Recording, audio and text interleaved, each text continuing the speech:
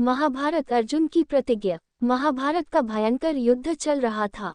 लड़ते लड़के अर्जुन रणक्षेत्र से दूर चले गए थे। अर्जुन की अनुपस्थिति में पांडवों को पराजित करने के लिए द्रोणाचार्य ने चक्रव्यूह की रचना की। अर्जुन पुत्र अभिमन्यु चक्रव्यूह भेदने के लिए उसमें घुस गया। उसने कुशलतापूर्वक चक्रव्यूह के 6 चरण भेद लिए, लेकिन 7वें चरण में उसे दुर्योधन, जयद्रथ आदि 7 महारथियों ने घेर लिया और उस पर टूट पड़े। जयद्रथ ने पीछे से निहत्थे अभिमन्यु पर जोरदार प्रहार किया। वह वार इतना तीव्र था कि अभिमन्यु उसे सहन नहीं कर सका और वीरगति को प्राप्त हो गया। अभिमन्यु की मृत्यु का समाचार सुनकर अर्जुन क्रोध से पागल हो उठा। उसने प्रतिज्ञा की कि यदि अगले दिन सूर्यास्त से पहले उसने जयद्रथ का वध नहीं किया तो वह आत्मदाह कर लेगा। जयद्रथ भयभीत होकर दुर्योधन के पास पहुंचा और अर्जुन की प्रतिज्ञा के बारे में बताया। दुर्योधन उसका भय दूर करते हुए बोला, चिंता मत करो मित्र, मैं और सारी कौरव सेना तुम्हारी रक्षा करेंगे।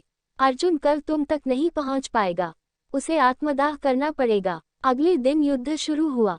अर्जुन की आंखें जयद्रथ को ढूंढ रही थी, किंतु वह कहीं नहीं मिला। दिन बीतने लगा। धीरे धीरे अर्जुन की निराशा बढ़ती गई।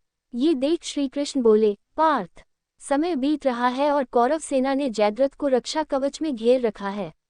अतः तुम शीघ्रता से कौरव सेना का संहार करते हुए अपने लक्ष्य की ओर बढ़ो। ये सुनकर अर्जुन का उत्साह बढ़ा और वह जोश से लड़ने लगे। लेकिन जयद्रथ तक पहुंचना मुश्किल था। संध्या होने वाली थी। तब श्री कृष्ण ने अपनी माया फैला दी। इसके फलस्वरूप सूर्य बादलों में छिप गया और संध्या का भ्रम उत्पन्न हो गया। संध्या हो गई है और अब अर्जुन को प्रतिज्ञावश आत्मदाह करना होगा, ये सोचकर जयद्रथ और दुर्योधन खुशी से उछल पड़े। अर्जुन को आत्मदाह करते देखने के लिए जयद्रथ कौरव सेना के आगे आकर अट्टहास करने लगा। जयद्रथ को देखकर श्री कृष्ण बोले, पार्थ, तुम्हारा शत्रु तुम्हारे सामने खड़ा है, उठाओ अपना गांडीव और वध कर दो इसका। वह देखो अभी सूर्यास्त नहीं हुआ है। ये कहकर उन्होंने अपनी माया समेट ली। देखते ही देखते सूर्य बादलों से निकल आया। सबकी दृष्टि आसमान की ओर उठ गई। सूर्य अभी भी चमक रहा था।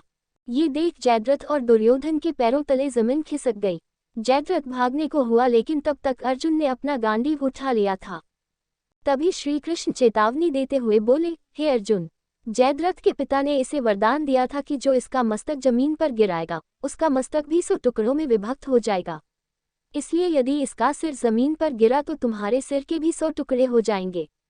हे पार्थ, उत्तर दिशा में यहाँ से 100 योजन की दूरी पर जयद्रथ का पिता तप कर रहा है। तुम इसका मस्तक ऐसे काटो कि वह इसके पिता की गोद में जाकर गिरे। अर्जुन ने श्री कृष्ण की चेतावनी ध्यान से सुनी और अपनी लक्ष्य की ओर ध्यान कर बाण छोड़ दिया। उस बाण ने जयद्रथ का सिर धड़ से अलग कर दिया और उसे लेकर सीधा जयद्रथ के पिता की गोद में जाकर गिरा। जयद्रथ का पिता चौंक कर उठा तो उसकी गोद में से सिर जमीन पर गिर गया।